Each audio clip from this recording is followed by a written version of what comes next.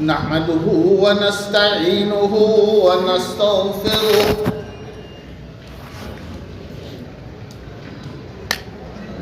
ونعوذ بالله من شرور أنفسنا ومن سيئات أعمالنا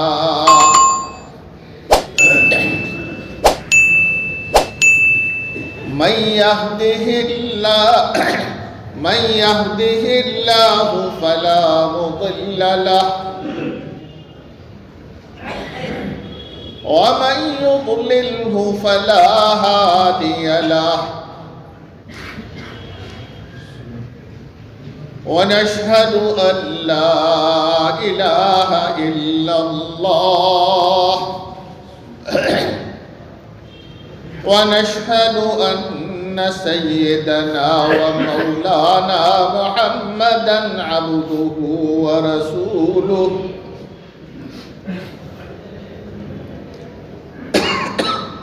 الذي أرسل إلى الناس كافة بشيرا ونذيرا وداعيا إلى الله بإذنه وسراجا منيرا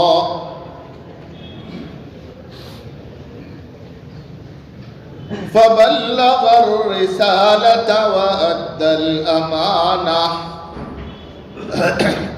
وقام بالحجة ودعا إلى الحق صلى الله عليه وسلم تسليما كثيرا كثيرا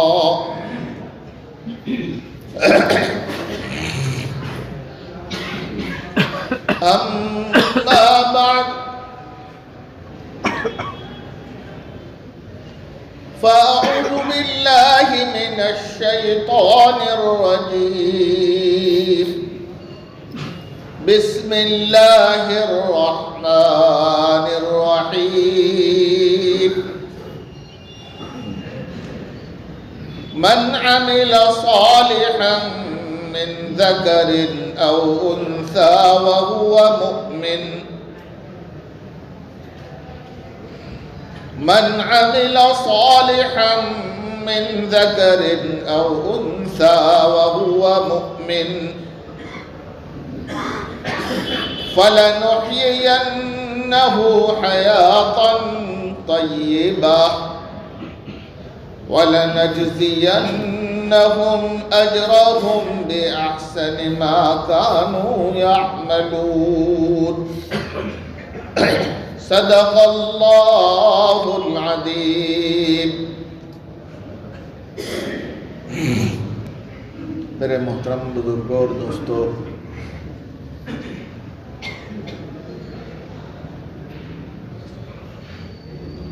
قرآن مجید کی جو آیت ابھی میں نے آپ کے سامنے تلاوت کی،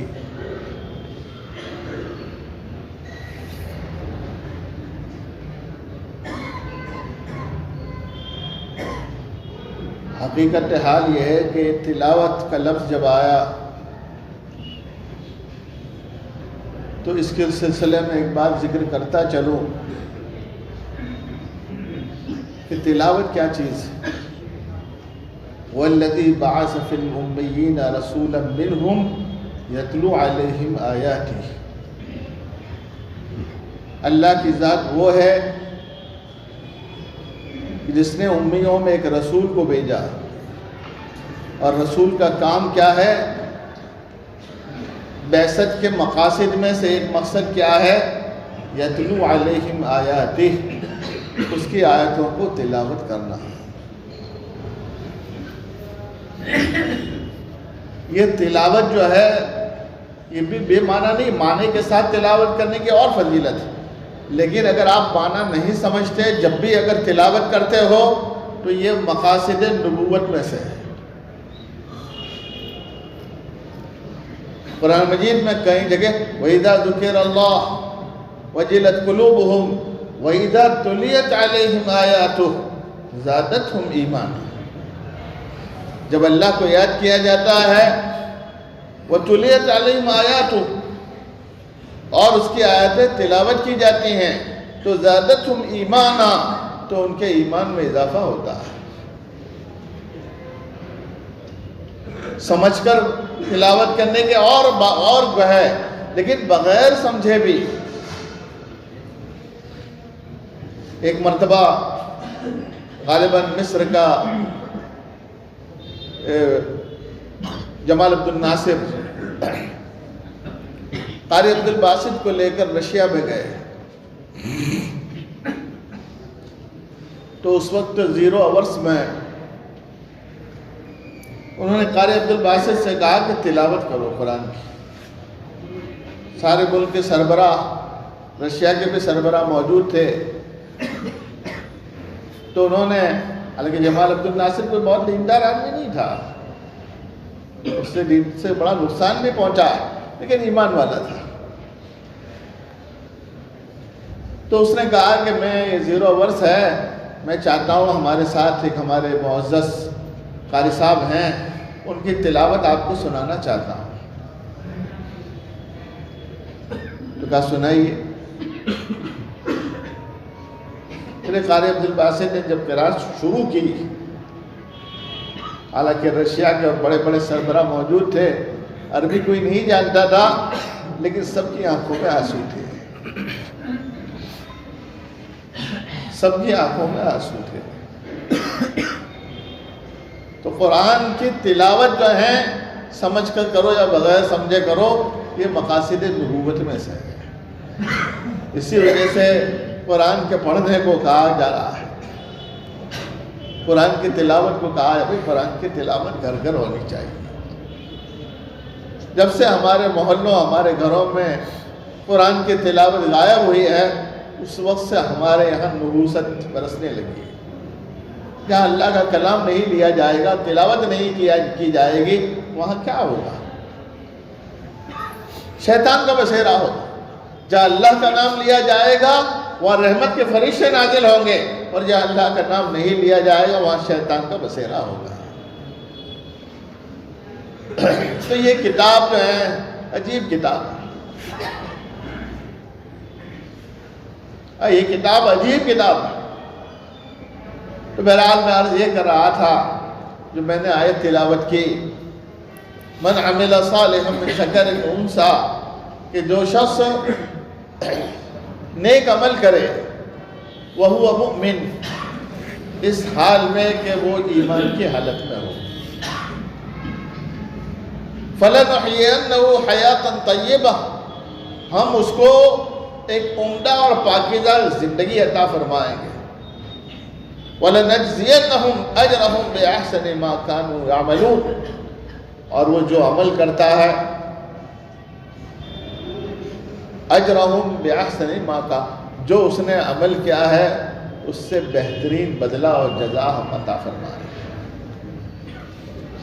وَلَنُحْيِيَنَّهُ حَيَاةً طَيِّبَةً، ہم اس کو پاکیزہ زندگی عطا فرمائیں گے۔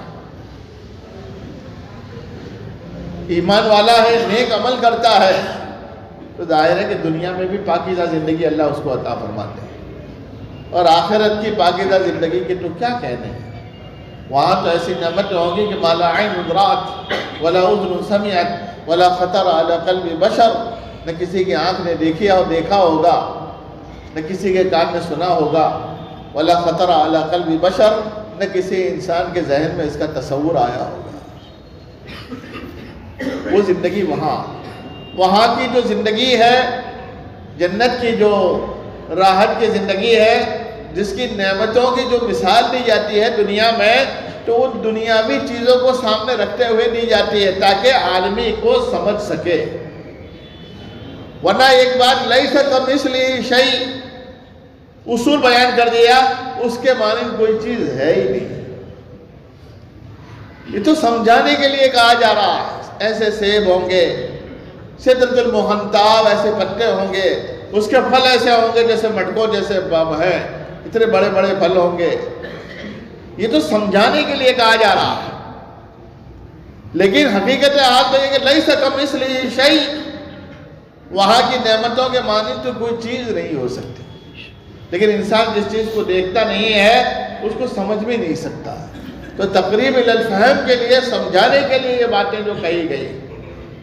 لیکن اصولی طور پر یہ بات جو میں نے آپ کے سامنے تلاوت کی کہ ما لا عین رأت ولا اذن سمعت ولا خطر علی قلب بشر، وہاں کی نعمتیں ایسی ہوں گی کہ نہ کسی کی آنکھ نے دیکھا ہوگا، نہ کسی کے کان نے سنا ہوگا، ولا خطر علی قلب بشر، نہ کسی کے ذہن میں اس کا تصور تک وہاں پہنچا ہوگا، اس کے تصور کی رسائی بھی وہاں تک نہیں ہوگی. وہ نعمتیں ایسی ہوگی. تو زندگی اللہ دنیا میں بھی پاکیزہ عطا فرمائیں گے. دیکھو بھائی، ویسے بھی ہم لفظ پاکیزگی کا جب ظاہر میں استعمال کرتے ہیں تو آپ دیکھتے ہو کہ جو ایمان رکھتا ہے اور عمل کی طرف مائل ہوتا ہے وہ کبھی ناپاک نہیں رہتا، اور جو ایمان لایا ہے لیکن عمل کی طرف مائل نہیں ہوتا تو نماز جنازہ کبھی ہو رہی ہو تو دیکھو ایک تعداد باہر کھڑی ہوتی ہے یا دور کھڑی ہو. کیوں؟ ناپاک ہے. سمجھ آئی؟ ایک جماعت نماز جنازہ میں شریک نہیں ہوتی اس لیے کہ اس کو اپنے پاکی کا ہی خیال نہیں، ظاہری پاکی کا خیال نہیں. آپ لوگ ادھر ادھر جائے، آپ لوگ تو ماشاءاللہ گشت میں جاتے رہتے ہو، آپ جائیے ادھر، بھائی مسجد میں آؤ، وہ سب پاک نہیں ہے. یہ جملے زبان پر ہیں، وہ سب پاک نہیں ہے. ایمان والا اور ناپاک. انما المشرکون نجس، مشرک ناپاک ہوتے ہیں. فلا یقرب المسجد الحرام بعد عامهم هذا، لہذا ان کو منع کر دیا گیا اس سال کے بعد وہ حرم مقدس میں نہیں آ سکتے.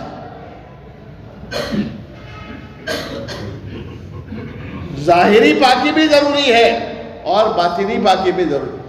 جب ظاہری ہمارا پاک نہیں ہے، اور اس وجہ سے جب ظاہری پاک نہیں ہے تو آپ اعمال کہاں، اعمال کی طرف کیسے متوجہ ہوگے؟ عمل کے لیے تو پاکی کہا گیا. اسی وجہ سے کیا کہا؟ اذا قمتم الى الصلاة فاغسلوا وجوهكم وايديكم الى المرافق وامسحوا برؤوسكم وارجلكم الى الكعبين. قرآن نے وضو کے متعلق یہ آیت نازل کی. اذا قمتم الى الصلاة، جب نماز کا تم ارادہ کر لو اور ارادہ کر کھڑے ہو جاؤ تو کیا کرو؟ فاغسلوا وجوهكم، اپنے چہرے کو دھو، وایدیکم، اپنے ہاتھوں، وامسحوا برؤوسکم، اور اپنے سر کا مسح کرو، وارجلکم الی الکعبین، اور اپنے پیروں کو ٹکنوں تک دھو، گھٹوں تک دھو. یہ قرآن کا ہے. ظاہری پاکی کی طرف متوجہ کرنا تاکہ انسان. دوسری بات یہ ہے کہ ادھر آئے، جیسے آئے تھے ایسے گھس گئے. جیسے کسی مجمع میں کانفرنس میں جا رہے ہیں یا کسی مجمع میں جا رہے ہیں تو آئے دھڑم دھڑا کر کے گھس گئے. نہیں، کس کے سامنے جا رہے ہیں؟ جو ساری کائنات کا رب ہے اس کے سامنے جا رہے ہو تو پورے اہتمام کے ساتھ جاؤ. یا تو وضو کر کر جاؤ یا وضو کا اہتمام سے پابندی رکھو تاکہ آپ باوضو رہو. اور آپ کو جب مسجد میں جانا ہو تو آپ کے پاس اہتمام کا ہم باوضو ہیں. باوضو اس لیے ہے کہ پاک ہیں، اور اس لیے پاک ہیں کہ ہمیں نماز پڑھنا ہے، اللہ کا ذکر کرنا ہے. اور اگر ناپاک ہیں یا بے وضو ہیں تو کم سے کم جاؤ، حوض پر جاؤ یا اپنے گھر سے جاؤ، وضو کر کر جاؤ تاکہ اس بات کا تمہارے ذہنوں میں استحضار اور خیال رہے ہم کسی مالک کے حقیقی کے سامنے عبادت کے لیے جا رہے ہیں، سر سجود ہونے کے لیے جا رہے ہیں.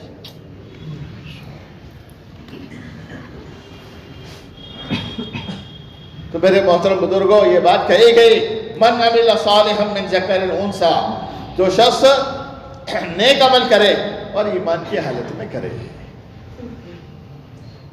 ایمان کے بغیر کوئی چیز قابل قبول نہیں ہے. آخرت ایک باؤنڈری، ہر اسٹیٹ کی ایک باؤنڈری ہوتی ہے اور اس میں داخلہ بغیر پرمیشن کے نہیں ملتا. اور وہاں آخرت میں اگر اللہ کی نعمتوں سے مالا مال ہونا ہے تو وہ آخرت کی باؤنڈری ایمان شرط ہے. یہاں دنیا میں تو ایمان ہے جب بھی، اور ایمان نہیں ہے جب بھی اللہ تعالیٰ اپنے نافرمانوں کو بھی دیتا ہے. یہاں تو اللہ تعالیٰ سب کو دیتا ہے، لیکن وہاں حد بندی، وہاں کی نعمتیں جو حقیقی نعمتیں ہیں، اس نعمت کا حقدار وہ ہے جو سب سے پہلے شرط یہ ہے کہ بھئی کیا ہو؟ ایمان ہو. سمجھے؟ سب سے پہلا یہ کہ پاسپورٹ ہو، پھر ویزا ہو، پھر جو شرائط کیے گئے ہیں ان پر آپ کو پورا اترنا. امیگریشن پر جب جاتے ہو تو ساری جانچ پڑتال ہوتی ہے، آپ کے سامان کو جانچا جاتا ہے، آپ کی بیگ کو جانچا جاتا ہے. کیوں؟ کہیں کوئی ڈرگس تو منشیات تو نہیں ہے آپ کے پاس. لیکن وہ سارے مرحلے بعد میں آتے ہیں. تو میرے بزرگوں محترم فرمایا فَهُوَ مُؤْمِنٌ، ایمان والا. ایمان ایک ایسی بنیادی چیز ہے کہ جس کے بغیر داخلہ ناممکن ہے.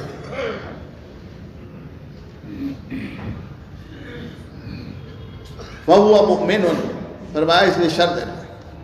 اور قرآن مجید نے بھی کہا ان اللہ لا یغفر ان یشرک بہ ویغفر ما دون ذلک لمن یشاء. اللہ تعالیٰ جو ہے نہیں معاف کرے گا کہ اس کے ساتھ میں شرک کیا جائے. ویغفر ما دون ذلک لمن یشاء، اور اس کے علاوہ جتنے گناہ ہیں اللہ معاف کرے گا، اللہ چاہے گا. لیکن شرک کے بارے میں اللہ تعالیٰ کا فیصلہ ہے ہم شرک کو معاف نہیں کریں گے. ہماری ذات میں اگر شرک کیا گیا تو ہم شرک کو معاف نہیں کریں گے. ان اللہ اغنی الشرکاء عن الشرک، اللہ تعالیٰ شرکاء کے شرک سے بہت زیادہ بے نیاز ہے. اور کہہ دے گا جاؤ جن کو شریک بنایا تھا ان کے پاس چلے جاؤ اور جاؤ ان سے اپنا مسئلہ حل کروا دو. روایت میں آیا الکبریاء ردائی، بڑائی تو میری چادر ہے، اور جس نے اس چادر کو کھینچنے کی کوشش کی ہے القیتہ فی نار جہنم، میں اس کو جہنم میں ڈال دوں گا.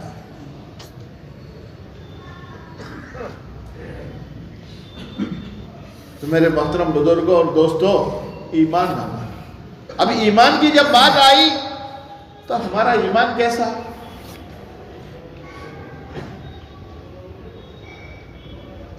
ایمان تو ہم ایک ذات کو مانتے ہیں، وہی کرنے والا، وہی روزی کا دینے والا، وہی اولاد کا دینے والا، وہی سورج کو پیدا کرنے والا، وہی زمین کو پیدا کرنے والا، وہی آسمان کو پیدا کرنے والا، وہی بیماری کا دینے والا، وہی شفا کا دینے والا. ہم اس کو مانتے ہیں.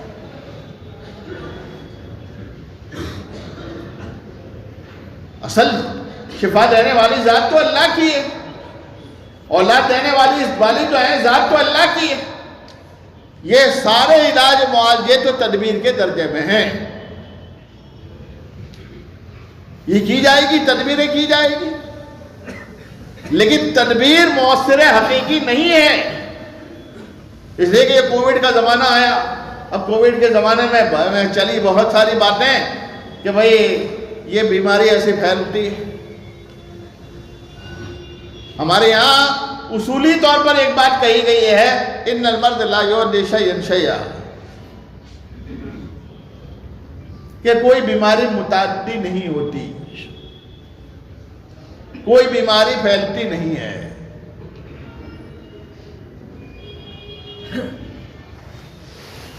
پھر یہ پھیلی تو نبی کریم صاحب نے یہ بھی فرمایا کہ دیکھو بہت ساری بیماریاں ایسی ہوتی ہیں جن کے بارے میں لوگوں کو یہ گمان ہوتا ہے کہ پھیلتی ہیں، تو تم کیا کرو فروا من المجذوم فرارک من الاسد. فرمایا ایسی بیماری جن کے پھیلنے کا دنیا کہہ رہی ہے تو تم بھی اس سے دور رہو. اصول بتائے. اور کتنا دور یہ جو ڈسٹینس بتا رہے تھے اتنا دور رہنا چاہیے تو ہماری حدیث کی کتاب میں بہت پہلے لکھا ہوا. جو فاصلے انہوں نے کیے تھے تو ہماری حدیث میں بہت پہلے سے لکھا ہوا. ایک مرتبہ ایک مجذوم قسم کے برس کے آئے، بیعت کرنے کے لیے آئے، تو آپ نے کہا تم وہیں کھڑے ہو جاؤ، ہم تم سے بیعت کر لیتے ہیں۔ یعنی پرہیز کرنے کو بتایا، ایسے پرہیز کرو۔ اور ایک ایسے مجذوم بیمار والے آئے تو آپ نے ان کے ساتھ اپنے ساتھ میں اپنے پیالے میں ہاتھ ڈلوا کر ان کو کھانا کھلایا۔ تو یہ چیزیں جو ہیں تھوڑا سا سمجھ کی بنیاد کیا چیز، وہم کو بھی دور کرنے کو کہہ دیا۔ اگر چلو دنیا کے WHO نے یا ہیلتھ ڈپارٹمنٹ نے یہ بات کہہ دی ہے، ہم تسلیم کر لیتے ہیں، ہم احتیاط کے پہلو کو مد نظر رکھتے ہیں۔ رکھا میرے آقا علیہ السلام اور فرمایا کہ جو ہے دیکھو بھائی، یہ کھجلی جو ہوئی تو لوگ کہتے ہیں کھجلی کی بیماری پھیلتی ہے، اچھا یہ بتاؤ، آپ نے فرمایا ایک اونٹ کو کھجلی، دوسرے اونٹ کو کھجلی ہو گئی، آپ نے فرمایا پہلے اونٹ کو کھجلی کہاں سے ہوئی؟ یہ بتاؤ جو پہلے اونٹ کو کھجلی ہوئی وہ کہاں سے ہوئی؟ اور تیسری بات یہ ہے، بڑی وضاحت کے ساتھ یہ بات ہے کہ اگر کووڈ میں ہم نے مان لیا کہ جو ہے سنکرمن بیماریاں پھیلتی ہے، تو جو کووڈ کی خدمت کرنے والے چاروں طرف تھے، ہمارے ساتھی تھے، ایک کو بھی نہیں ہوا۔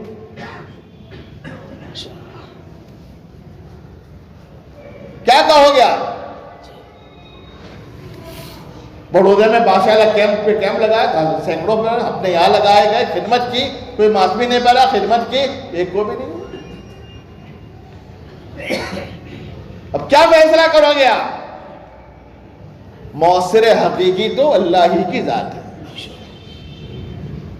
جو گھبرا کر بیچارے، جو گھبرا کر جاتے بھی نہیں تھے، ایسے ایسے ڈاکٹر تھے کہ جو گھبرا کر کہیں نکلتے نہیں تھے، گھر کے اندر نکل رہے بھر جائے، لیکن کووڈ کی لپیٹ میں آ کر قبرستان میں جمع ہو گئے۔ واقعات تو یہ بھائی حقیقت یہ ہے کہ مؤثر حقیقی تو اللہ جس پہ چاہتا۔ ایک ہی گھر میں کتنوں کو کووڈ ہوا، وہ کووڈ کی خدمت کی لوگوں نے، ایمان والا تو ڈرتا نہیں ہے، خدمت کی، نہیں ہوا کووڈ، کچھ بھی نہیں ہوا۔ اور جو بیچارے خدمت بھی نہیں، بھاگتے رہے، بھاگ رہے تھے، لیکن لپیٹ میں آ گئے، پہنچ گئے۔ آپ اس پورے چکر کو کیا کہو گے؟ اگر ہے سنکرمن بیماری اور ہوتی ہے تو پھر میرے پاس میں رہنے والے کو کیوں نہیں؟ اس کا پھر تعویل کرتے ہیں اس کی امیونٹی مضبوط تھی، اس کی امیونٹی مضبوط تھی۔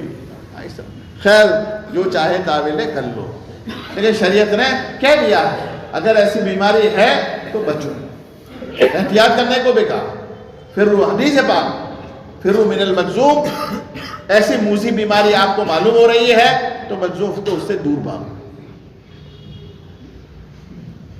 تو میرے بھائیوں میں عرض یہ کر رہا تھا کہ ایمان جو ہے اللہ تعالیٰ نے ہمارے لیے بہت بڑی سارے کرنے دھرنے والی ذات اصل اللہ کی، سارا کرنا، اولاد کا دینا بھی اللہ کے ہاتھ میں ہے، اولاد کا نہ دینا بھی اللہ کے ہاتھ میں ہے، بیمار کرنا بھی اللہ کے ہاتھ میں ہے، بیمار کو شفا دینا بھی اللہ کے ہاتھ میں ہے، بارش کا برسانا بھی اللہ کے ہاتھ میں ہے، بارش کو روکنا بھی اللہ کے۔ اس بات کو ہم اچھی طرح سمجھ لیں، ایمان والا کبھی اس میں لچک نہیں کھاتا، اور جو یہاں لچک کھائی تو گئے گاؤں سے۔ ایمان کے بارے میں اگر کسی نے لچک کھائی تو گئے گاؤں سے۔ میں ایمان کا اعلیٰ درجہ آپ کو بتا دوں کیا ہے۔ حدیث پاک میں آیا 70,000 قسم کے لوگ ایسے ہوں گے جو بغیر حساب کتاب کے جنت میں جائیں گے۔ اس میں وہ لوگ ہوں گے جو ٹیکے ٹپنے جنتر منتر سے بچتے ہوں گے۔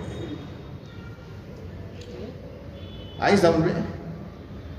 ہم تھوڑی دیر کے لیے جنتر منتر کو جائیں سمجھ لیں جو صحیح دھندا ہے، غلط، لیکن حدیث پاک میں یہ ہے کہ جو جنتر منتر سے بچتے ہوں گے 70,000 قسم کے، 70,000 کثرت کے لیے بولا جاتا ہے، بڑی تعداد اور بغیر حساب کتاب کے، اور اس لیے وہ جنت میں جائیں گے کہ ان کا ایمان اللہ پر پہلے درجے کا، جو ان ساری چیزوں کو ٹھوکریں مار دیں گے اور یہ کہہ دیں گے کرنے والی ذات ایک اللہ کی، وہ چاہے گا تو اس میں اثر رکھے گا، وہ چاہے گا تو اس کو پہنچے گا، جیسے کہ اس کا ایمان اللہ پر ہے۔ حدیث پاک. لیکن جو ایک ہماری بہت بڑی تعداد اس میں ہے، اس وجہ سے اس کی بھی تعویل کر ڈالتے ہیں. خیر، لیکن بہرحال یہ کہنے کی بات یہ کہ سارے کرنے سب سے بنیادی چیز ایمان ہے. بھائیو ایمان، آج ہمارا حال تو کیا ہوا ہے آپ دیکھ رہے ہو. چلو جہاں دیکھ پکی ہے کہ نہیں، دھواں اٹھ رہا ہے کہ نہیں اٹھ رہا، پہنچے آستین چڑھا تھا، نہ دیکھے کس کا ہے نہ دیکھے کہاں کا ہے. بول صاحب کھونا تو کہیں حرام ہوتا ہوگا، کیا کہے گا کھونا تو بولے کہ تو اللہ نے پکایا، اللہ نے کی غذا ہے، کھونا تو حرام کا نہ ہے. ارے بھائی کھونا حرام کا نہیں ہوتا، پر پھر کہ پیسے حرام کیا ہیں، وہ پیسے حرام کو نے سارا حرام کر دیا. لیکن ہمیں کہ آستین چاہے، ارے 2 لقموں کے لیے تم مارے پھر رہے ہو. پھوڑ دو ایسے پیٹوں کو کہ جو اس طرح کی غذائیں کھا رہے ہیں. کیا تم کو 2 روٹی نہیں ملتی؟ صحابہ کرام کی پوری زندگی اٹھا کر دیکھ لو، دو کپڑے بدن کے کپڑے جو ہیں 2 کپڑے نہیں تھے. صحابہ کرام جب نماز پڑھتے تھے تو کہا مستورات بھی اس وقت آتی تھی، مستورات کو یہ کہا گیا تھا کہ تم اپنے سر کو جلدی مت اٹھانا. 2 کپڑے بھی نہیں تھے اور مستورات کو یہ کہہ دیا تھا کہ تم اپنے سر کو مت اٹھا، اس لیے کہ 2 کپڑے بھی ایک کپڑے میں نماز پڑھتے تھے 70 ٹکے، تاکہ وہ اڑ جائیں، تاکہ بے پردگی نہ ہو. روایت میں رہتا 2 کپڑے بھی نہیں تھے، میسر نہیں تھے. کھانے پینے کی بات تو درگزر کی بات ہے. اور ہم ہیں بس دیکھ پکی اور کہاں کون سا کیا ہے نہ دیکھتے ہیں نہ چلے بسم اللہ بولتے.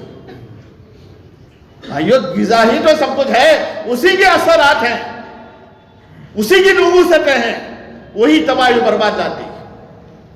حدیث پاک میں آتا ہے، صاف ہے، ماکلو حرام مشربو حرام ملبسو حرام فانا استجاب لک. کھانا حرام کا، پینا حرام کا، پہننا حرام کا. اللہ سے دعا ہے اللہ میاں مدد کیوں نہیں کرتا؟ اللہ بھائی اللہ میں کیسے مدد کرے؟ دندنا رہے ہو کہاں پیٹ میں لقمے ڈال رہے ہو کہاں کے، اور اللہ قبول نہیں کرتا. حدیث پاک اللہ کیسے قبول کرے؟ اللہ کے حکموں کو توڑ کر ناجائز حرام کے لقموں کو پیٹ میں ڈالا ہے اور پھر اللہ کے سامنے دعا کر رہے ہو. یہ تو اللہ کی بڑی کریمی ہے کہ تمہیں جو ہے اس زندگی پر باقی رکھا ہے. ایک ملازم جو ہوتا ہے وہ بھی اپنے آقا کے اگر حکموں کو توڑ دیتا ہے تو آقا اس کا 4 دن اس کو رکھتا ہے، انہیں لات مار کر نکال دیتا ہے. کوئی ملازم کو نہیں دیکھا ہوگا کہ وہ جھاڑو یا صاف صفائی نہ کرتا، اس کی چوری کرتا ہو، اس کے حکموں کو توڑتا ہو، اور پھر بھی جو ہے اس کا سیٹ اس کو رکھے ہوئے سمجھائے گا 4 مرد اچھا ہے سیٹ تو رکھائے گا، ورنہ پھر کہے گا بھائی کل سے تم مت آنا.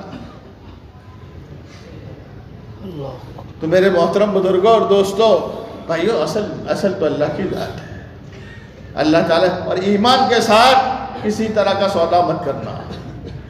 تو دیکھو وَمَا أُحِلَّ بِهِ لِغَيْرِ اللَّهِ، اس میں بھی پھر 2 چیزیں ہیں. ایک تو یہ کہ اگر کوئی جانور ذبح کیا ہوا ہے اور کسی غیر اللہ کے نام پر ذبح کیا ہو، کہا وہ مالن کے نام پر ہو یا کہیں کسی کے نام پر غیر اللہ کے نام پر ذبح کیا گیا رہا، وہ آپ کے لیے اس کا کھانا قطعاً حرام.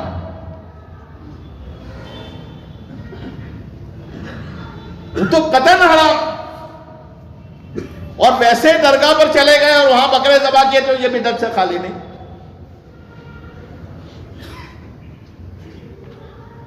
یہ جو ہے چلے گئے بھائی چلو گوٹ کرنے چلے گئے، کر لیے گوٹ کوئی بات نہیں، لیکن وہاں جا کے بکرے ذبح کرنا اور یہ کرنا یہ بھی مشابہت ہے اس طرح کی کہ غیر اللہ کے نام پر کہیں ذبح ہو رہا ہے.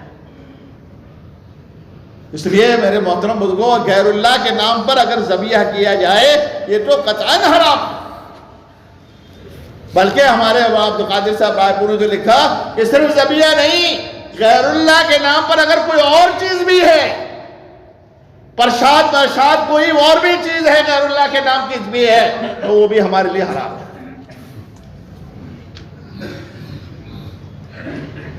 تو میرے بھائیو ایمان کے ساتھ ہم کسی کا سودا نہیں کر سکتے. باقی ساری چیزوں میں اگر تھوڑا 19-20 ہوگا تو اللہ برداشت کر لے گا. لیکن میرے بھائیوں بزرگوں اب آئے گا 15 شعبان آئے گی، 27 رجب کے کنڈے ہوئے، اور ہوئے تو ماشاءاللہ پوری نے کھیری بنت کیسے مزہ ہوا ہے بھائی، مزہ لینے کے لیے آپ کو کون منع کرتا ہے پوری کھیر کھانے سے؟ کھائیے، کوئی منع نہیں ہے۔ قُلْ مَنْ حَرَّمَ زِینَةَ اللَّهِ الَّتِي أَخْرَجَ لِعِبَادِهِ، کہہ دیجئے اللہ کی زینت کو کس نے حرام کر دیا؟ جو اللہ نے نکالی۔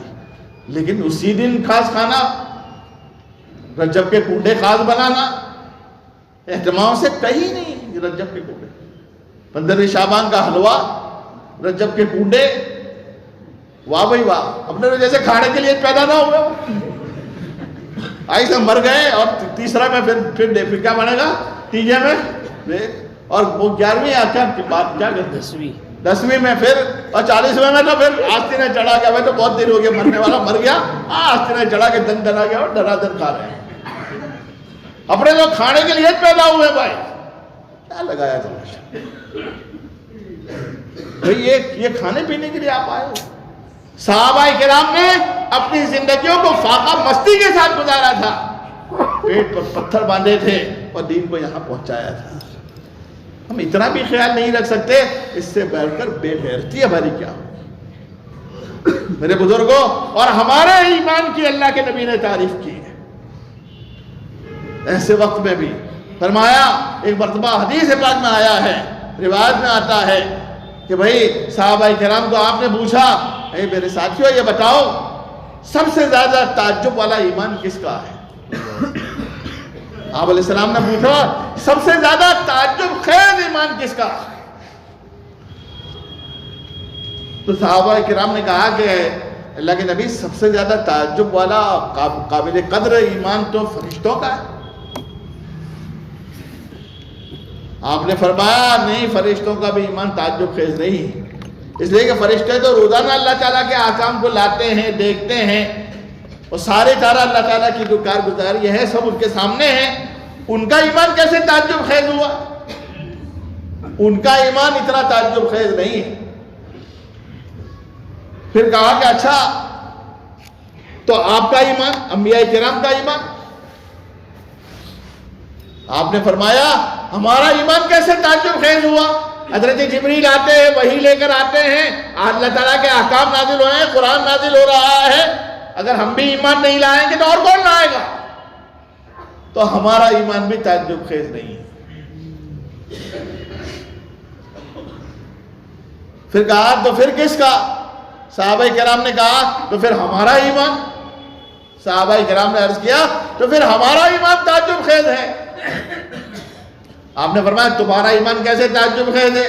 میری ذات موجود ہے، وہی کو نازل ہوئے تم دیکھ رہے ہو، میرے معجزات کو دیکھ رہے ہو، ہاتھوں سے پانی کے چشمے ابلتے دیکھ رہے ہو، سورج کے 2 ٹکڑے ہوتے ہیں تم نے دیکھا ہے، میرے معجزات حضرت جبریل آ رہے ہیں، دہیا قلبی کی شکل میں کبھی آتے ہیں، کبھی انگیات میں آ کر پورے پروں کے ساتھ پھیل جاتے ہیں، سارا تم نے ماجرا دیکھا ہے، لیکن تم ایمان نہیں لاؤ گے تو اور کون لائے گا؟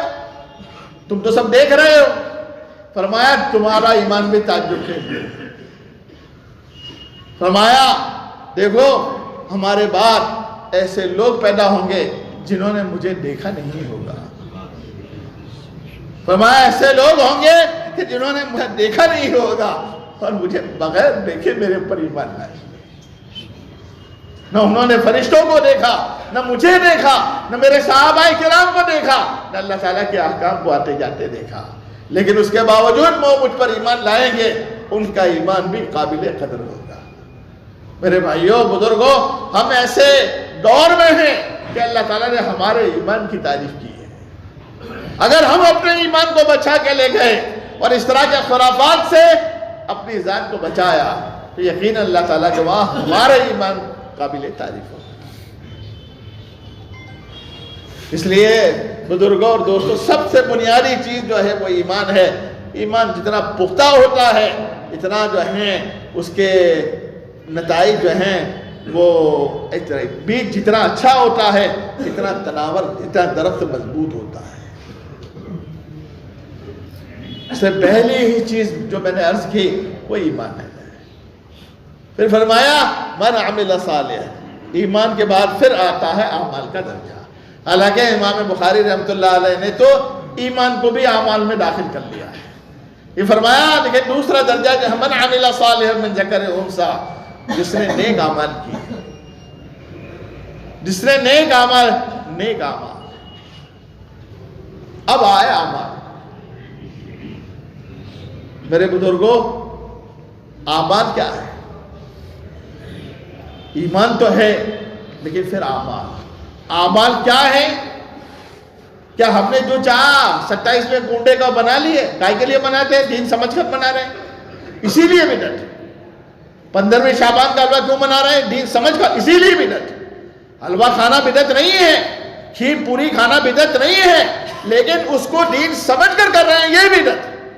حدیث پاک میں آتا ہے من احدث فی امرنا ھذا ما لیس منہ فہو رد، جس نے ہمارے دین میں نئی بات ایجاد کی وہ قابل رد ہے۔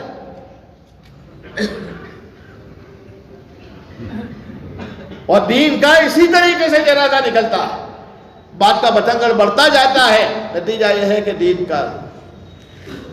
تو اعمال، اب مسئلہ اعمال کا ہے، اعمال کی حفاظت بھی ضروری ہے۔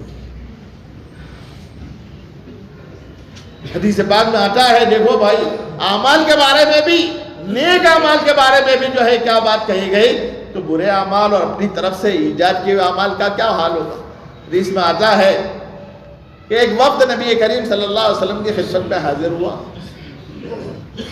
اور حاضر ہو کر نبی کریم صلی اللہ علیہ وسلم کے معمولات، آپ کے دن بھر کے جو عمل کا طریقہ تھا اس کو جاننے کے لیے پہنچا۔ جب پہنچے تو فلما اخبروا، جب ان کو بتایا گیا کہ آپ کے عمل کا طریقہ تو یہ ہے، آپ نفل روزے کبھی رکھتے ہوئے ہیں کبھی چھوڑ دیتے ہیں، آپ جو ہیں رات میں نماز پڑھتے بھی ہیں، آرام بھی کرتے ہیں، اور بیویوں سے شادی بھی کرتے ہیں۔ جب یہ اعمال بتائے گئے، صحابہ کرام تھے وہ اپنے ذہن میں ایک نقشہ لے کر آئے تھے، ایک خاکہ لے کر آئے تھے، تو انہوں نے دیکھا کہ یہ تو کھاتے بھی ہیں۔ قرآن نے کہا کہ لوگ رسولوں کے بارے میں ایک عجیب گمان رکھتے ہیں، اور پھر جب یہ دیکھتے ہیں کہ رسول بھی لوگوں جیسے ہوتے ہیں تو کہتے ہیں ما لہذا الرسول یأکل الطعام ویمشی فی الاسواق، یہ رسول کیسے کہ کھانا بھی کھائیں اور بازار میں چلے پھرے بھی، یہ تو کوئی رسول ہوتے ہیں؟ آپ سمجھ میں آئی؟ رسول تو کیسا ہو، کھانا پینا بھی نہ کھائے، سمجھے؟ ڈائریکٹ انڈائریکٹ نہیں، ڈائریکٹ ہی مسئلہ ہو اس کا۔ تو ہمارے یہاں بھی بہت سارے ڈائریکٹ والے ہیں نا، آپ جانتے ہو ڈائریکٹ، آپ سمجھے؟ تو فرمایا کہ ڈائریکٹ مسئلہ ہو، نہ کھانا نہ پینا، سمجھے؟ اور لوگوں سے نہ بات چیت کرنا، نہ بازار میں جانا۔ ما لہذا الرسول یأکل الطعام ویمشی فی الاسواق، یہ کیسے رسول کہ کھانا بھی کھائیں بازار میں بھی جائیں؟ یہ تو ان کی شان نہیں ہے۔ بھائیو، اگر اللہ تعالیٰ چاہتے ہیں تو حضرت جبریل کو یا رسول بنا کر بھیج دیتے، کسی فرشتے کو بھیج دیتے، تو اگر فرشتے کو یا کسی اور کو بھیج دیتے تو آپ لوگ یہ کہتے ہیں کہ یہ فرشتے حضرت جبریل و میکائیل اسرافیل، ان کے تو ٹھیک ہے، نہ کھانا پینا کچھ نہیں ہے، بیوی بچے بھی کچھ نہیں ہیں، اور ہمارے تو کھانا پینا بھی ہے، بیوی بچے بھی ہے، کاروبار بھی کرنا ہے، تو ان کو فرصت میں تو یہ ایجاد کریں، ہم تو فرصت میں نہیں ہیں۔ اس لیے نمونہ وہی بنتا ہے جو اس کے مثال اسی کی طریقے سے ہوتا ہے، جو آپ کی طرح انسان ہوتا ہے وہی نمونہ بنتا ہے۔ وہ کھاتا بھی ہے، پیتا بھی ہے، اپنی ضرورتوں میں پوری کرتا ہے، رات کو سوتا بھی ہے، جاگتا بھی ہے۔ یہ سارے اعمال جو ایک انسان کرتا ہے اس کو وہ بجا لاتا ہے، بدرجہ اکمل بجا لاتا ہے، اور اس کے ساتھ ساتھ وہ اللہ کے حقوق کو بھی پوری پابندی کے ساتھ ادا کرتا ہے۔ تو وہ وفد آیا اور آ کر یہ کہا کہ جب فلما اخبروا، جب بتایا گیا کہ آپ کا یہ معمول ہے، فلما تقالوها، تو انہوں نے ان ساری چیزوں کو جو بتایا گیا انہوں نے کم سمجھا۔ بڑے بڑے صحابہ کرام تھے اس وقت، حضرت سلمان تھے، مقداد تھے، غالباً حضرت علی تھے، یہ سارے لوگ تھے۔ جب بتایا گیا تو وہ تو ذہن میں یہ لے کر آئے کہ نبی ہے تو رات بھر جاگتے ہی ہوں گے، سوتے نہیں ہوں گے، دن بھر روزہ ہی رکھتے ہوں گے. لیکن جب بتایا گیا کہ آپ تو سوتے بھی ہیں، کھاتے بھی ہیں، پیتے بھی ہیں، اپنی بیویوں کے ساتھ بات چیت بھی کرتے ہیں، تعلق بھی رکھتے ہیں، تو ان کو تھوڑا سا کم لگا. لیکن نبی تھے تو نبی کی شان میں گستاخی نہیں کر سکتے تھے، تو کہنے لگے یہ تو نبی ہیں لہذا ان کے اگلے اور پچھلے سارے گناہ معاف ہیں، معصوم ہیں. لیکن ہمارے لیے اتنا کرنا کافی نہیں ہوگا، ہمارے لیے تو کچھ اور کرنا پڑے گا.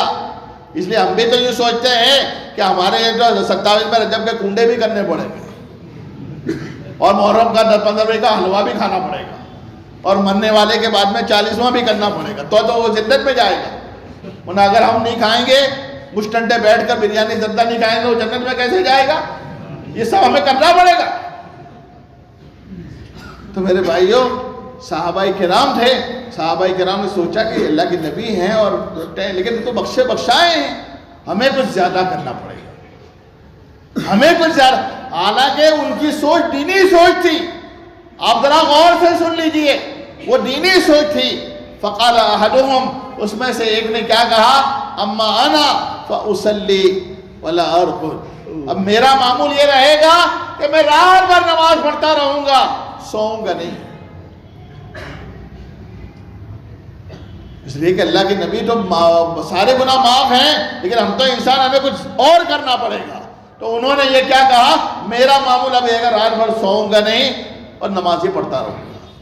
دوسرے کہنے لگے اما انا فاصوم الدہر ولا افطر. اب میرا معاملہ یہ رہے گا میں روزے رکھتا رہوں گا زمانے بھر تک، کھولنے ولنے کا نام نہیں، اور افطار نہیں کروں گا. اور تیسرے تھے، انہوں نے کہا اما انا فلا اتزوج ابدا. اب میں یہ کیا کروں گا؟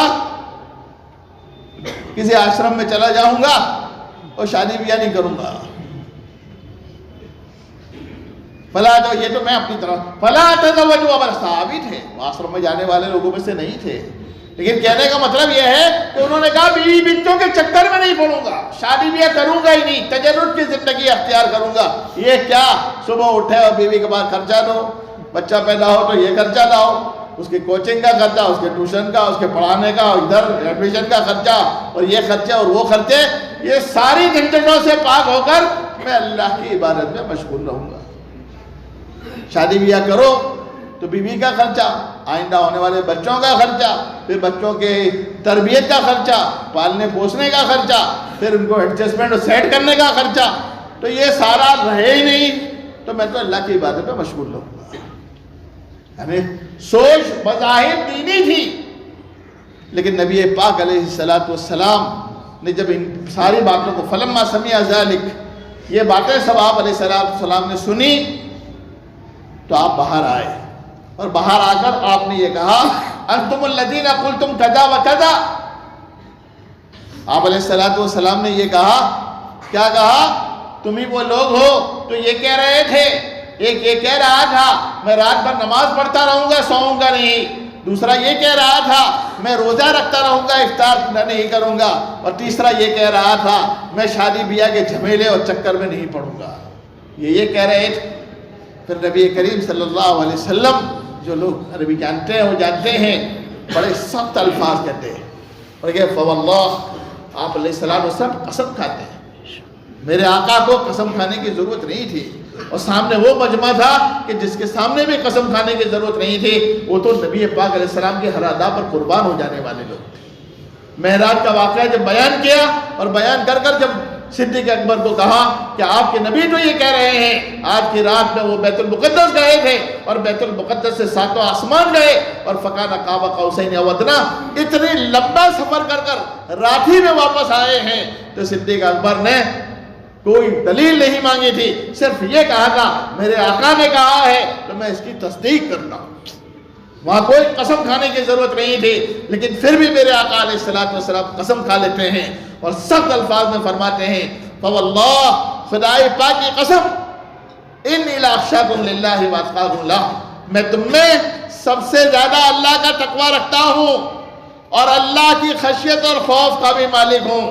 ولیکنی، لیکن میری زندگی کو دیکھو، اصوم و افطر، نفل روزے رکھتا بھی ہوں اور نفل روزے چھوڑتا بھی ہوں. اصلی وارقد، رات کو اللہ کے سامنے سجدہ بھی کرتا ہوں اور آرام بھی کرتا ہوں. وَأَتَزَوَّجُ النِّسَاءَ، اور عورتوں سے شادی بھی کرتا ہوں. پھر آپ نے فرمایا آخر میں فَمَنْ رَغِبَ عَنْ سُنَّتِي، جو نکاح میں پڑھا جاتے ہیں جس نے میرے اس طریقے سے ہٹا ہے اس کا تعلق مجھ سے نہیں ہے.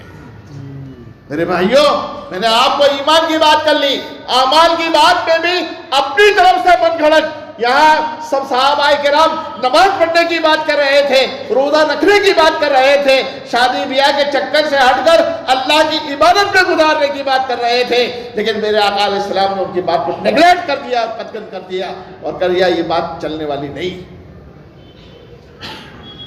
جو ساری دینی باتیں تھی، ساری عبادت کی باتیں تھی، لیکن میرے آقا علیہ السلام اور سختی کے ساتھ اس کو منع کر دیا. تو میرے بھائیوں، طریقہ وہ چلے گا جو میرے آقا نے بتایا ہے. اور دنیا میں ہم ایک کام کرتے ہیں تو ہر آدمی کا اس اصول کا پابند ہوتا ہے جو اس ادارے کا ہوتا ہے. مرکز میں نماز اتنے بجے ہوتی ہے تو وہ اتنے بجے ہوتی ہے، دوسری مسجد اتنے بجے ہوتی ہے تو اتنے. اسکول کا ایک سسٹم بنا ہوا ہے تو ہر آدمی اس اسکول کے سسٹم کو فالو کرتا ہے. بچے پڑھ رہے ہیں تو ان کو اس سسٹم کو فالو کرنا ضروری ہے. ٹیچر ہیں تو اس کو اس سسٹم کو فالو کرنا ضروری ہے. جو شیڈیول بنایا گیا ہے جو ہے اس کو جو ہے آپ کو فالو کرنا ضروری ہے. ایک ہمارے آقا کا ہی شیڈیول ایسا ہے، آپ اپنی طرف سے بناؤ گے، آپ کو جو چاہو گے اس کے اندر داخل کر دو گے. آپ ذرا دنیا کے بنائے ہوئے سسٹم میں ذرا برابر آگے پیچھے کر لیجئے. اگر 10:30 کا ہے آپ کا اسکول کا ٹائم ہے یا 11:30 کا ہے، آپ یہ کہو میں تو 12:30 بجے آؤں گا، ذرا چند دن کر کے دیکھ لیجئے کیا آپ کو نوٹس آتی ہے اور آپ کو سسپینڈ کیا جائے. ہر ایک دنیا کا ایک سسٹم ہوتا ہے، اس سسٹم کو فالو کرنا ضروری ہوتا ہے، اور جو اس سسٹم کو فالو نہیں کرتا اس کو غدار اور بے وفا کہا جاتا ہے. میرے بزرگوں، اعمال نبی پاک علیہ السلام کو ماننا ہے اور نبی پاک علیہ السلام کے طریقے سے انحراف، اور پھر یہ کہو ہمارے اعمال کو وہ نہیں. بھائیو، وہی سسٹم تو وہی چلے گا جو بنایا گیا ہے. دنیا میں جو بنایا گیا ہے اسی کو بنایا. اور یہ ہر ادارے کا، ہر ملک کا، ہر اسٹیٹ کا، ہر چیز کا ایک قانون ہوتا ہے، اس کے ایک اصول ہوتے ہیں، اس پر ہر ایک آدمی کو چلنا ہے. اور یہ تو ہمارا تو جو نظام ہے وہ میرے خالق کے کائنات کا نظام ہے، عالمی نظام ہے، اس کو ہمیں فالو کرنا ہے. اس میں اپنی طرف سے کوئی من گھڑت بات نہیں کرنی. ہماری سمجھ میں آوے تو بھی کیا، اور نہیں سمجھ میں آوے جب بھی کیا. تو ایک بات تو یہ ہے کہ میرے بزرگوں اور دوستوں، عمل کی لائن میں جو ہم اپنی طرف سے ادھر ادھر کی بات کر کر ہماری زندگی کے نیک اعمال کو برباد کر رہے ہیں. ہم نیک سمجھ کر رہے ہیں، اچھا سمجھ کر رہے ہیں، لیکن میرے بزرگوں اور دوستوں، بڑے افسوس کی بات یہ ہے کہ تم ادھر کو ہوا ہو جدھر کی آوا کیا ہوا بہا چلا جا رہا ہے. ہم جو لوگ دیندار ہیں، جو سمجھتے ہیں، دین کی سمجھ بوجھ رکھتے ہیں، کم سے کم ان سے پوچھیں تو صحیح یہ سارا ہو رہا ہے اس کو ہم کیسے مانیں. ایک آپ کے بچے کو بخار آتا ہے، آپ کے گھر کو والے کو بخار آتا ہے، آپ کی بیوی کو، آپ ڈاکٹر کے پاس جاتے ہو اور اس کی رائے لیتے ہو. کم سے کم چھوٹا موٹا بھی ڈاکٹر ہو، BHMS BUMS BAMS جو بھی ہو، اس کے پاس تو جاتے ہو نہیں جاتے. کم سے کم وہ اس لائن کا ماہر ہے. بڑا ہے تو پھر MD چلے گئے، MS چلے گئے، جو جہاں چلے گئے، لیکن آپ جاتے ہو وہاں ڈاکٹر اور سپر اسپیشلسٹ کے پاس چلے جاتے ہو، لیکن جاتے ہو ڈاکٹر کے پاس. ہم نے کہیں نہیں دیکھا کہ کوئی بیمار ہوا ہو اور انجینئر کے آفس میں گیا ہو دوا لینے کے لیے. ہم نے کہیں بھی نہیں دیکھا کہ کوئی جو ہے بیمار ہوا ہو اور کسی جو ہے دوسری جگہ جا کر وہ دوا لینے کے لیے گیا. لیکن یہاں کوئی آفس نہیں، بس چلو اس کو پوچھ رہے کس نے کہا ہے. نہ اس کے پاس دین کی سمجھ بوجھ ہے، نہ دین کی اہلیت ہے، نہ دین کی کسی طرح کی سوجھ بوجھ ہے.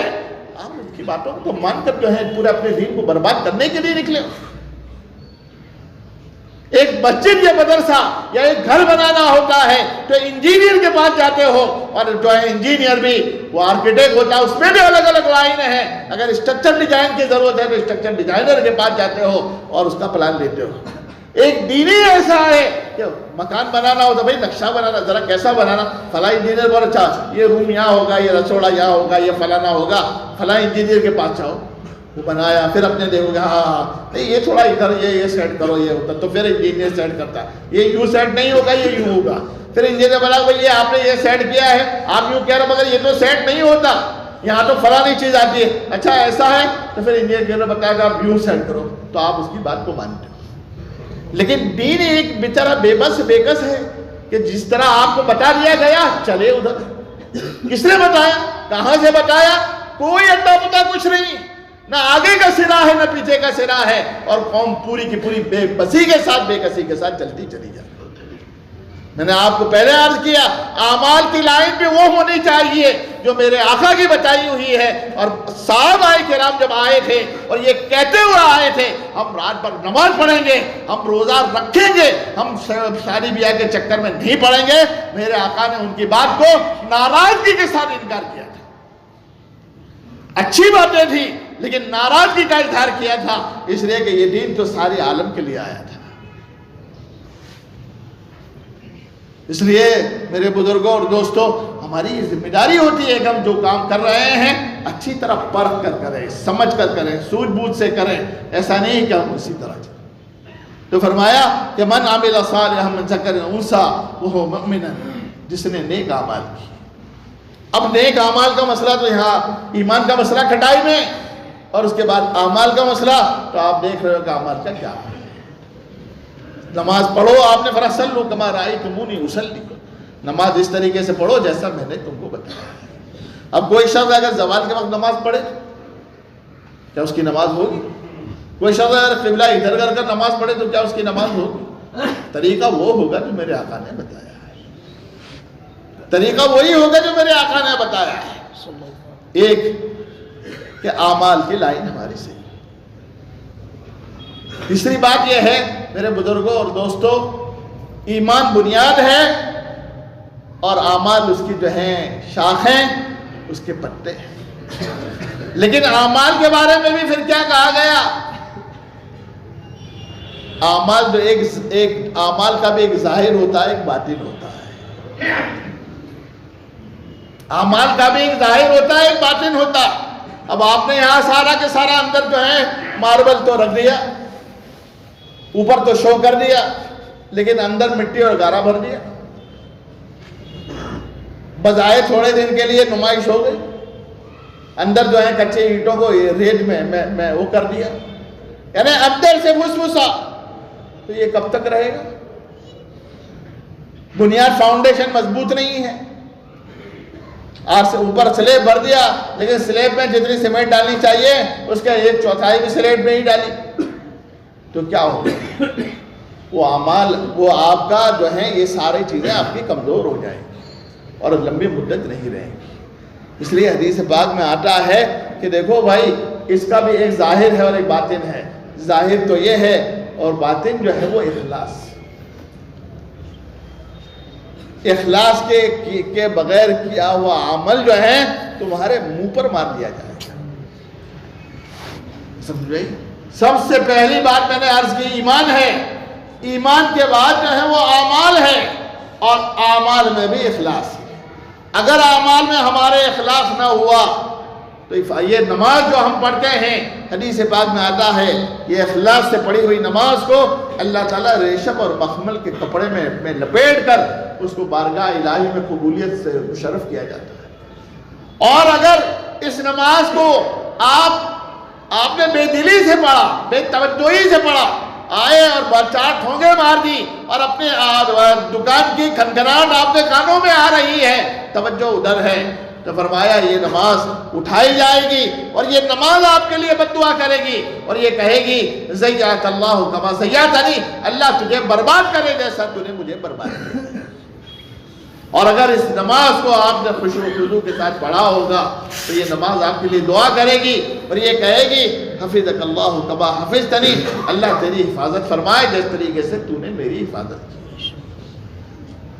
میرے بھائیوں، ایمان اللہ نے دیا ہے، لیکن اعمال کے اعتبار سے بھی ہمیں پوری فکر مندی کے ساتھ، دیکھو اخلاص بہت کم آتا ہے۔ اخلاص کے لیے آپ فکر کرو گے تو اخلاص، آپ توجہ کے ساتھ کوشش کرو کہ ہم اپنی نماز کو اللہ کے لیے پڑھیں۔ یقیناً شیطان آئے گا، آپ کی توجہ کو ادھر ادھر کرے گا۔ آپ نے 2 رکعت پڑھی، کبھی اٹھ جاؤ تو یہ فکر کرو 2 رکعت پڑھی تو 2 رکعت میں آپ تو کہیں ادھر ادھر توجہ لے ہی نہیں جانی، لیکن 2 رکعت پڑھی، 1 رکعت تو آپ نے پوری توجہ کے ساتھ پڑھی، لیکن دوسری رکعت میں پھر شیطان مارے گا۔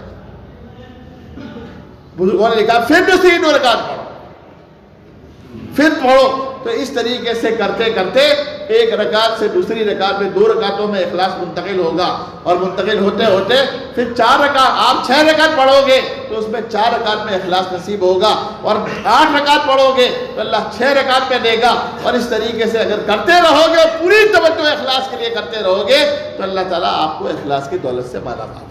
اس لیے کہ اخلاص کا ہونا، صحابہ کرام نے خود فرمایا کہ ایک مرتبہ حضرت حنظلہ رضی اللہ تعالیٰ صدیق اکبر کے پاس میں آئے اور کہنے لگے اے ابو بکر، حنظلہ تو منافق ہو گیا، حنظلہ تو منافق ہو گیا۔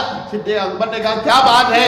کہا بات یہ ہے کہ نبی کریم صلی اللہ علیہ وسلم کی خدمت میں ہوتے ہیں تو ہمیں جنت تو دوزخ اور آخرت پوری ہمارے سامنے ہوتی ہے، اور جب آپ کی وہاں سے ہٹ جاتے ہیں تو وہ کیفیت نہیں رہتی۔ ابو کے صدیق کہا بھائی یہ تو میرا بھی حال ہوتا ہے، یہ تو میری بھی یہی کیفیت ہوتی ہے۔ دونوں کے دونوں اٹھے اور بارگاہ نبی میں پہنچے اور نبی کریم صلی اللہ علیہ وسلم سے عرض کیا اے اللہ کے نبی، آپ کے پاس ہوتے ہیں، آپ جب آخرت کا تذکرہ کرتے ہیں تو ہمارے سامنے ایسا جنت و دوزخ ہمارے سامنے ہوتی ہے، لیکن جب ہم آپ سے اٹھتے ہیں، اپنے سودا سلب اور بیوی بچوں میں مشغول ہوتے ہیں، وہ کیفیت نہیں حاصل ہوتی۔ تو آپ نے کیا فرمایا؟ اے ابو بکر و حنظلہ، اگر یہی کیفیت ہر وقت حاصل رہے لصافحتکم الملائکۃ علی فروشکم، تو فرشتے تمہارے بستروں پر آ کر تم سے مصافحہ کرنے لگے۔ تو میرے بزرگوں اور دوستوں، میں عرض یہ کر رہا تھا کہ اعمال کے اعتبار سے بھی ہمیں فکر کرنی۔ دیکھو کوئی خرافات، نبی کے بتائے ہوئے طریقے کے علاوہ کوئی چیز نہ داخل، یہ ساری چیزوں سے پرہیز کرتے ہوئے آپ اپنی زندگی کو گزاریں گے تو میرے بھائیوں انشاءاللہ اگر ہم تہیہ کریں گے تو اللہ کی مدد ہمارے ساتھ شامل ہوگی۔ لیکن اب اعمال اور یہ ساری چیزیں بھی کہاں سے حاصل ہوں گی؟ میرے بھائیوں میں آپ سے عرض کروں، ہماری روزی کا خیال رکھو، ہمارے معاملات کو صحیح کرو۔ میرے بھائیوں آج ہمارے پاس ظاہرداری کچھ ہے، لیکن معاملات کے اعتبار سے ہمارا معاملات چوپٹ ہے۔ معاملات ہمارے اتنے چوپٹ ہیں کہ پوچھو مت، اتنے چوپٹ ہیں پوچھو مت۔ میں آپ کو بتاؤں، ایک مرتبہ مولانا فضل الرحمان صاحب گنج مراد آبادی نے مولانا محمد علی منگیری جو دارالعلوم ندوۃ العلماء کے بانی ہیں ان سے کہا کہ محمد علی تم نے کوئی عشق کی دکان دیکھی ہے؟ ہمارے یہاں کپڑے کی، لوکھنڈ کی، کرانے کی دکانیں تو ہوتی ہیں، آپ لوگ روزانہ دیکھتے ہو، لیکن کہنے لگے عشق کی دکانیں محمد علی دیکھی ہے تم نے؟ تو مولانا محمد علی صاحب نے منگیری رحمۃ اللہ علیہ نے اپنے سر کو جھکایا تھوڑی دیر کے بعد اور پھر کہنے لگا ہاں جو ہیں میں نے دیکھی ہے، میں نے دیکھی ہے۔ فرمایا ایک تو دہلی میں شاہ غلام علی شاہ کی اور ایک اشفاق صاحب کی بتایا دہلی میں شاہ غلام علی صاحب کہ ان کی دکان یعنی گویا ان کی خانقاہ یا ان کا جو بھی جہاں وہ تربیت کا کام کرتے تھے، فرمایا وہ عشق کی دکانیں تھی۔ اور وجہ کیا تھی؟ قبولیت اللہ نے کیوں دی تھی؟ اس قبولیت کے پیچھے کی بات میں آپ کو بتانا چاہ رہا ہوں کہ یہ غلام علی شاہ جو تھے ان کی خانقاہ چلتی تھی، تو ان کے مصارف یعنی سالانہ خرچ کے لیے والی ریاست ٹونک کے حاکم نے یہ کہا آپ کی ساری خانقاہ کا سالانہ خرچ ہم دیں گے، آپ کی سالانہ خانقاہ کا خرچ ہم ادا کریں گے۔ کوئی ناجائز تو تھا نہیں، کوئی ناجائز تو تھا نہیں. تو کیا کہا معلوم ہے؟ انکار کر دیا. آج ہم کو کوئی کہے کہ مولانا یہ آپ مدرسہ بنا رہے ہو، کہاں سارا خرچہ ہم دیں گے، تو ہم خوشی سے پھولے نہ سمائیں. واہ بھائی واہ، ایک بندہ مل گیا. کتنوں کا ایک بندہ مل گیا، ایک بندہ مل گیا، اس نے سارا خرچہ لے لیا ہے نا خوشی سے. لیکن دیکھو میرے بھائیوں بزرگوں، میرے اور آپ سب کے لیے سبق عبرت ہے. زندگی اگر گزارنی ہے اور اپنے آپ کو اگر مقتدی بنانا ہے، اپنے آپ کو پاکیزہ رکھنا ہے، تو ہمیں اپنے لقموں کو اور اپنی زندگی کو اس سے بچانا پڑے. صاف انکار کر دیا. اور پھر کیا کہا؟ ایک شعر لکھ کر بھیج دیا. ٹوک والی ریاست ٹوک نے کہا کہ میں آپ کے خرچ کو، اگر کوئی یوں کہہ دے کہ بھئی ہم مرکز کا سارا خرچ دیں گے، ہم کوئی کہہ دے کہ ہمارے مدرسے کا سارا خرچ ہم دیں گے، ہم خوش ہو جائیں گے. لیکن انہوں نے ایک ہی جواب میں یہ بات لکھ دی. کیا لکھا؟ ان کو جواب میں لکھ دیا، ماں آپ روئے فقر و قناعت نبی برے. عجیب شعر ہے. ماں آپ روئے فقر و قناعت نبی برے، با میر خاں بگوئے کہ روزی مقدر است. میر خاں جو والی ریاست ٹوک تھے، ان کو یہ لکھ دیا، دیکھو ہم تو فقیر لوگ ہیں اور تھوڑے سے برقرارات ہیں. ہماری اس فقیری اور قناعت کی آبرو کو ہم نیلام کرنا نہیں چاہتے. ان بڑے لوگوں کے ہاتھوں میں ہم اپنی عزت کو نیلام کرنا نہیں چاہتے. ہم تو اللہ کے بندے ہیں. وہ سیٹ ہوں گے تو ہوں گے، وہ بڑے ہوں گے تو ہوں گے، وہ نواب ہوں گے تو ہوں گے. ہم بھی اللہ کے دیے ہوئے درویش ہیں. ہم درویش نوابوں کے دروازے پر اور نوابوں کی چوکھٹ پر جا کر بھیک مانگنے والے نہیں ہوں. عجیب جملہ ہے. ماں آپ روئے فقر و قناعت نمی برے، ہم فقر و قناعت کی آبرو کو نیلام کرنا نہیں چاہتے. با میر خاں بگوہے کہ روزی مقدر. ذرا میر خاں نواب والی ریاست سے کہہ دینا اللہ نے روزی ہمارے لیے مقدر کر رکھی ہے. اللہ نے ہمارے لیے روزی مقدر کر رکھی ہے. میرے بزرگوں، یہ ہے دارالعلوم دیوبند کا میں واقعہ سناؤں. ہمارے جو کام کے لوگ پیدا ہوئے ہیں، انہوں نے کس طریقے سے، ایک صاحب نے لکھا گیا 25,000 روپے، بہت سال، یعنی میرا خیال ہے 150-200 سال، یعنی اس وقت کے 25,000 یعنی آج کے 25 کروڑ ہو. 25,000 روپے لکھا کے گئے. تو تنخواہ دینے کے پیسے نہیں تھے، کھاپے تھے. ذرا تنگی ترشی ہوتی ہے نا تو اللہ بھی یاد آتا ہے. آئی سمجھے؟ تنگی ترشی میں اللہ یاد آتا ہے. تو پریشان تھے. کسی نے محتمم صاحب سے کہا کہ محتمم صاحب وہ صاحب 25,000 روپے لکھوا کے گئے ہیں، تو ذرا ان کو یاد دلا دو. تو محتمم صاحب خاموش ہو گئے. تو دوسری مرتبہ کہا کہ بھائی پریشانی بہت ہے حضرت، ان کو یاد دلا دیتے، وہ آ جاتے، ہمارا کام بنے. پھر بھی خاموش رہے. تیسری مرتبہ جب انہوں نے کہا تو جھنجھلا کر انہوں نے کہا ان کے 25,000 روپے نہ ہمارے یہاں آئیں گے نہ ہمیں اس کی ضرورت. ایک طرف تنخواہ دینے کے لالے پڑے ہوئے اور دوسری طرف یہ کرے. اس کی وجہ یہ ہے کہ ان کا کاروبار سود سے ملاوٹ ہے، صحیح کاروبار نہیں ہے، اس وجہ سے ان کا پیسہ یہاں نہیں ہے. میرے بزرگوں اور دوستوں، اس وجہ سے میری آپ حضرات سے بھی یہ گزارش ہے، ہمارا احتیاط کس درجے کا تھا. آج ہم نے بے احتیاطی اس مسئلے میں بہت بے احتیاطی. ایک بڑا کیسا احتیاط، دنیا کی تاریخ میں یہ واقعہ لکھا ہوا ہے. ایک مرتبہ حضرت معاویہ کے رومیوں سے جنگ ہو رہی تھی اور جنگ ہوتے ہوتے کچھ معاہدہ ہوا تھا. معاہدے کی مدت جیسے ہی پوری ہوئی، حضرت معاویہ رضی اللہ تعالیٰ جنگی تدابیر کے بڑے ماہر تھے، سیاسی اعتبار سے بڑی سوجھ بوجھ تھی. تو انہوں نے جیسے ہی رومیوں کا اور ہمارا معاہدہ پورا ہو رہا تھا اور فوج کو بارڈر پر لا کر رکھ دیا. جس دن پورا ہوا فوراً ہی فوج کو اندر ان کے رومیوں میں داخل کر دیا اور داخل کر کر ان کے علاقوں کو فتح کرتے ہوئے آگے چلے گئے اور کئی علاقہ فتح کر لیا. فتح کر لیا. ایک صحابی جن کا نام عمرو بن عبسہ آتا ہے, گھوڑے کو تیز دوڑاتے ہوئے یہ کہہ رہے ہیں وفاء لا غدر, وفاء لا غدر. کیا کہہ رہے ہیں؟ ہمارے نبی نے ہم کو وفاداری سکھائی ہے, غداری نہیں سکھائی. یہ تم نے جو کیا ہے, ہمارا معاہدہ تھا کھلم کھلا, یا تو اس کا انکار کر کے اعلان کر دیتے, یہ چوری چھپ کر تم اندر داخل ہوئے ہو, یہ وفاداری کے خلاف ہے. ایک صحابی گھوڑا سر پر دوڑاتے ہوئے یہ کہہ رہے کفو عباد اللہ, اے اللہ کے بندے ٹھہر جاؤ, وفاء لا غدر, میرے نبی نے وفاداری سکھائی ہے, غداری نہیں سکھائی. فوراً حضرت معاویہ ٹھہر جاتے ہیں, پوچھتے ہیں کیا بات ہوئی؟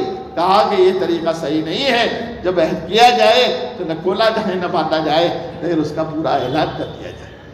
حضرت معاویہ رضی اللہ عنہ کو سمجھ میں آ گئی بات, فوراً ہی سارا فتح کیا ہوا علاقہ واپس کر دیا. سارا دنیا کی تاریخ میں ایسی مثالیں آپ کو نہیں ملیں گی. فتح کیا ہوا علاقہ رومیوں کا واپس کر دیا. میرے بزرگوں اور دوستوں, جب تک ہم اپنے کردار پر تھے وہاں تک ہم ہی فائد تھے. اس وجہ سے اللہ تعالیٰ نے ہمیں جو زندگی دی ہے اس زندگی کو صحیح گزارنے کی. ایک انسان جو ہے, ایک آدمی گاڑی کی ڈرائیونگ کرتا ہے تو ڈرائیونگ کرنے والے کو بھی اس ڈرائیونگ کو پسند کرتے ہیں جو صحیح کرتا ہو, ورنہ آڑے دھڑ جو ڈرائیونگ کرتے ہیں آپ کو معلوم ہے وہ کہیں نہ کہیں جا کر یا تو اپنے آپ کو برباد کر دیتے ہیں, اور پیسنجر اگر ساتھ میں ہوتے ہیں, ہم تو ڈوبے ہیں سنم تم کو لے کے ڈوبے گے, ہم تو گئے لیکن تم کو بھی لے جائیں گے, ایسا ہی کرتے ہیں. تو میرے بھائیوں, ایک گاڑی کی ڈرائیونگ میں بھی ہم اچھے ڈرائیور کو پسند کرتے ہیں, ایسے ویسے ڈرائیور. تو زندگی کی یہ ہماری گاڑی ہے, تو ہماری گاڑی صحیح طریقے پر چلے, صحیح نہج پر چلے, اس کے لیے ہمیں خود چوکنا رہنا ہے. اس کے لیے ہمیں خود جو ہے بڑا چوکنا رہنا, اور چوکنا رہ کر جو ہے اپنی زندگی گزارنی. ایک ایک چیز کا احتیاط تھا. امیر المومنین خطبہ دے رہے ہیں, امیر المومنین خطبہ دے رہے ہیں, اور خطبہ دیتے ہوئے ایک مرتبہ جو ہے ذرا دو چادریں آپ کے جسم پر تھی, تو کھڑے ہو گئے, پوچھ لیا یہ دو چادریں کہاں سے لائے؟ سب کو تو مال غنیمت میں ایک ایک چادر ملی تھی, اس کو پوچھ رہے ہیں. امیر المومنین حضرت عمر رضی اللہ عنہ پوچھ رہے ہیں یہ دو چادر کہاں سے لائے؟ امیر المومنین بھی ناگواری محسوس نہیں کرتے, کہتے ہیں میرے بیٹے اپنے بچے کو اشارہ کر کر کہتے ہیں تم جواب دو. وہ جواب دیتے ہیں, کہتے ہیں ایک چادر میرے حصے میں آئی تھی, میرے والد کا قد لمبا تھا, اس لیے میں نے اپنی چادر میرے والد کو دے دی ہے. وہ مطمئن ہو جاتے ہیں, بیٹھ جاتے ہیں. تو اب ہم آپ کی بات کو سنیں گے بھی اور آپ کی بات کو مانیں گے. زندگی وہ کہتے تھے اس پر ان کی پوری زندگی جو ہے عملی نمونہ تھی. وہ جو کہتے تھے, جو سکھایا تھا, اس کے مطابق اس کے اعتبار سے ایک چیز میں وہ مساعدت کرنے کے لیے تیار نہیں تھے. آپ نے دیکھا کہ قرآن مجید کی جمع کا مسئلہ آیا, اور بہت سارے مسائل آئے, لیکن حکمت کے لیے ضروری تھے, دین کے لیے ضروری تھے, لیکن اس کے باوجود بھی احتیاط برتتے تھے. ایسا نہ ہو کہ میرے نبی نے یہ کام نہیں کیا ہے, کہیں یہ میں کام کروں اور دین کی کسی زد میں آ جاؤں. اس لیے میرے بزرگوں اور دوستوں, اللہ تعالیٰ نے ہمیں جس بات کا مطالبہ من عمل صالحا, پھر میں اس آیت کے کہا من عمل صالحا من ذکر و انثی, جو شخص عمل کرے خواہ وہ مرد ہو یا عورت ہو, وہو مؤمن, اور ایمان کی حالت ہو, فلنحیینہ حیاۃ طیبہ, ہم اس کو پاکیزہ زندگی عطا فرمائیں, وَلَنَجْزِيَنَّهُمْ أَجْرَهُمْ بِأَحْسَنِ مَا كَانُوا يَعْمَلُونَ, اور ہم اس کو اس کے عمل کا بہترین بدلہ عنایت فرمائیں. اس لیے آپ علیہ السلام ساری زندگی کے خطوط متعین کر دیے, باقاعدہ نقشہ توڑ کر آپ نے بتایا کہ دیکھو یہ انسان کی زندگی ہے, یہ انسان کی امیدیں ہیں. اگر یہ انسان ایک امید سے گزرتا ہے, دوسرے امید پر پھنستا ہے, اور اس کی امیدیں ختم نہیں ہوتی یہاں تک کہ موت کا وقت آ جاتا ہے, یہاں تک کہ موت کا وقت آ جاتا ہے, اور موت اس کو اپنے آہنی پنجوں میں دبوچ لیتی ہے. اس لیے ہمیں اپنے بچوں کی بھی تربیت کرنی ہے، اپنی بھی تربیت کرنی ہے، لیکن اس تربیت کے اعتبار سے آج جو ہے ہم دیکھ رہے ہیں کہ لونوں کے چکر میں بھی بہت پڑ گئے بھئی، لونوں کے چکر ادھر سے، اور اتنے لونوں کے چکر میں پڑے ہوئے ہیں کہ لوگ پریشان ہیں۔ نتیجہ یہ ہوا کہ جتنی مدل رقم ہوتی ہے اس سے کئی گنا زیادہ رقم بھرنے کی آتی ہے۔ یہ تو آپ کیا کر رہے ہو؟ آپ گائے دو کے کتی کو پلا رہے ہو، آپ گائے دو کے اپنی پاکیزہ کمائی دو کے کتیوں کو پلا رہے ہو، اور سود کی نحوست میں جو گرتا ہے وہ اس سے بہت کم نکل پاتا۔ سود عورتوں میں، آج عورتوں کو جلدی لونے مل جاتی ہے، بہت ساری اسکیمیں نکالی ہیں عورتوں کے سلسلے میں بھی، اس وجہ سے آدمی مجبور ہو جاتا ہے تو اس میں بھی، لیکن مجبوری کا یہ مطلب نہیں ہے کہ جو ہے ہم ناجائز میں پڑ جائیں۔ میرے بھائیوں، میں نے پہلے عرض کیا کہ صحابہ کرام کے پاس دو کپڑے بھی نہیں، 2 جوڑ کی بات نہیں، 2 کپڑے بھی میسر نہیں تھے۔ اس لیے اپنی ضرورتوں کو تھوڑا سا سمیٹ کر، کم کر جو ہے پاکیزہ روزی اور ادھر ادھر کے سود میں مت پڑو، ورنہ یہ سود جو ہے ہم نے دیکھا ہے ان کی پاکیزہ کمائی کو بھی لے کر جاتا ہے، ان کی جو حلال کمائی ہے وہ بھی بڑھ دیتا ہے۔ کئی واقعات ہمارے سامنے ہیں، 50,000 60,000 لاکھ لیے تھے تو 3 لاکھ بھر رہے ہیں۔ کائے کے بھر رہے ہو بھائی؟ 1 لاکھ کی مدت 1 لاکھ لیے تھے، 3 لاکھ بھر رہے ہیں، پریشان حال ہے۔ آپ اس کو پیسے مل جاتے ہیں فوری طور پر تو آپ خوش ہو جاتے ہو، لیکن انجام نہیں دیکھتے کہ آپ اس کو نہیں بھر سکو گے، اور نہیں بھر سکتے، زیادہ تر ایسے نہیں بھر سکتے، پھر اس کے چکر میں پس جاتے ہیں، پس آتے ہیں، پھر ہمارے پاس کئی مرتبہ آتے ہیں، مولانا ذرا تصدیق لکھ دو۔ کئی لوگ، کوئی دن ایسا خالی نہیں جاتا کہ جو کوئی نہ کوئی نہ آتا، مولانا لکھ دو، بھائی کائے کا قرضہ ہو گیا، یہ ہوا تو مجبوری میں یہ لیا، اتنے لاکھ روپے ہو گئے، اتنے لاکھ روپے ہو گئے۔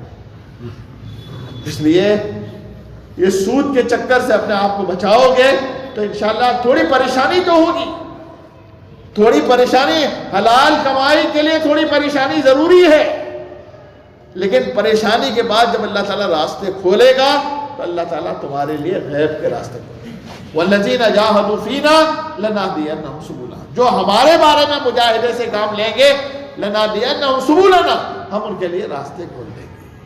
حلال کمائی میں تھوڑی دشواریاں ہیں، پریشانیاں ہیں یقیناً، لیکن حرام آسانی سے مل جاتا ہے، حرام آسانی سے مل جاتا ہے، لیکن حرام لے کر ڈوبتا ہے۔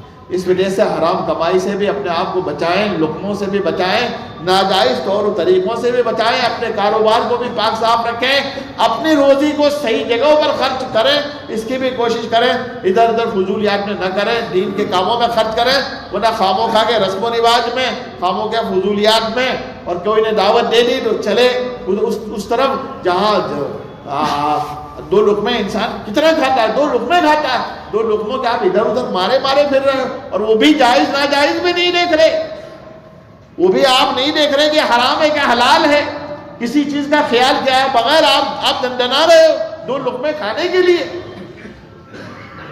میرے بھائیوں، یہ ساری چیزیں جو ہیں اس سے ہمیں اپنے آپ کو بچانا چاہیے۔ اللہ کرے کہ ہمیں جو ہے اس کی اللہ تعالیٰ سمجھ بوجھ عطا فرمائے، اور جو کچھ کہا گیا ہے اس پر ہم سب کو تعالیٰ عمل کرنے کی توفیق دے۔ درود شریف